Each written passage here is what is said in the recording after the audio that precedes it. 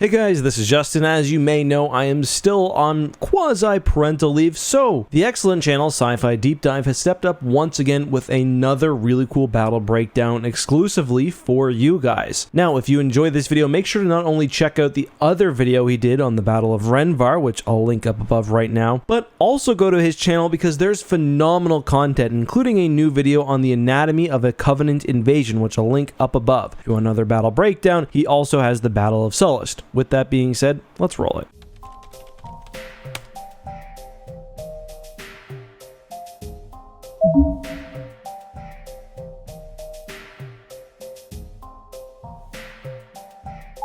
With the knowledge the Republic had acquired during the Battle of Renvar pertaining to how to defeat the Dark Reaper, they were ready to carry out an assault on the Dark Reaper itself. Separatist forces had amassed on the planet Thule, where they had begun work on constructing the Dark Reaper and preparing it for combat use. The planet itself was protected by a massive energy shield which was projected from its moon. Republic forces had a challenge ahead of them. Not only did they have to invade Thule itself, but carry out an assault on its moon to disable the shield. Republic objectives during this engagement were simple: destroy the Dark Reaper and seize Thule from Separatist control. On the other hand, the Separatists were hoping to maintain control of Thule while potentially putting the Dark Reaper into combat for the first time. To gain access to Thule, the Republic first had to disable the shield generator located on the planet's moon. As such, a small assault force consisting of a handful of Acclamator-class assault ships were deployed to clearings in the vicinity around the shield generator and began deploying Republic forces. However, seeing the Republic attack inbound, several C-9979 landing craft were dispatched to the area, and the Separatists carried out a counterattack using primarily heavy and medium armor to assault the Republic landing zones. After repelling this attack, Republic forces began making their way towards the shield generator. This Republic force consisted of a number of AT-XT experimental walkers escorting some transports containing engineering crews that would allow Republic forces to penetrate into the shield complex. After fighting their way through to the shield complex, Republic engineers were able to blow through the doors and allow Republic forces to enter and eventually destroy the power systems for the shield generator. With the planetary shield disabled, Republic forces then began their assault on Thule itself. A series of LAAT-I gunships were released from the bottom of several low-flying Acclamator-class assault ships and began clearing out a landing zone for a primary Republic force to land. Once that landing zone had been cleared out by a squad of LAATs led by Obi-Wan, a handful of Acclamators were able to land and begin deploying the primary Republic force. The first objective of the Republic invasion was the destruction of a Separatist command center that was being used to coordinate troop movements in the area. But to carry out a successful attack on this command center, they first had to disable its power grid. To do so, they carried out several strikes against the external power farms that were supplying power to the command center. These attacks were carried out not by direct assault, but by Republic engineers that were deployed on scene by low-altitude gunships, which then stuck around in the area to hold off Separatist counterattacks. With both these power stations destroyed, Republic forces then began their move on the command center itself, ultimately destroying it with a number of air attacks carried out by LAAT gunships. With the area around the landing zone secured and the Separatist commanded control network now in chaos, Republic forces began advancing towards the city. However, they were facing stiff resistance from Separatist air power, and thus began targeting several droid starfighter hangars located in the area. These assaults were mainly carried out by squads of AT-XTs led by Mace Windu, which managed to destroy 2 droid starfighter hangars and allow Republic starfighters to gain air superiority. With air superiority now secured, the drive began on several droid factories in the area, which stood between the Republic invasion force and the city itself. To facilitate this assault, they landed an additional Acclamator-class assault ship and deployed 2 columns of Republic heavy armor, most notably AT-TEs, and began advancing them directly towards the factory with support from a number of saber tanks. With both factories destroyed, as well as a pair of Protodeca heavy defensive droids, the path to the capital was now wide open, and Republic forces were able to land an additional Acclamator-class assault ship and begin a frontal assault on the city's main wall. Now, thanks to an infiltration unit led by Mace Windu, the door to the city was breached, and Republic forces were able to storm the planet's capital. Once inside the capital, and once again with Separatist command and control in chaos, Republic forces were quickly able to gain a foothold in the city and sweep through the city, taking out Separatist forces as they go. While Republic forces began clearing out the city, Anakin Skywalker led a squadron of saber tanks to engage the Dark Reaper, which was ultimately bested in combat and destroyed. With the Dark Reaper destroyed, the Separatist forces on planet were ordered to withdraw by Count Dooku, who was personally leading the defensive effort. With the withdrawal of Separatist forces, the battle came to a close in a definitive Republic victory. Ultimately, this concluded the Dark Reaper crisis with the destruction of the Dark Reaper, and ended one of the first early perils faced by the Republic in the Clone Wars. If you would like to learn more about the battle where Republic forces gained the knowledge necessary to defeat the Dark Reaper, there'll be a link in the upper right-hand corner to the video on the Battle of Renvar, which occurred immediately before this engagement. If you'd like to see more battle analysis videos, you can head over to my channel, Sci-Fi Deep Dive, where I put out a new battle analysis video every Friday, as well as other content covering other things from science fiction. I'd like to once again thank the team over at Eckhart's Ladder for giving me the opportunity to share my content with you guys.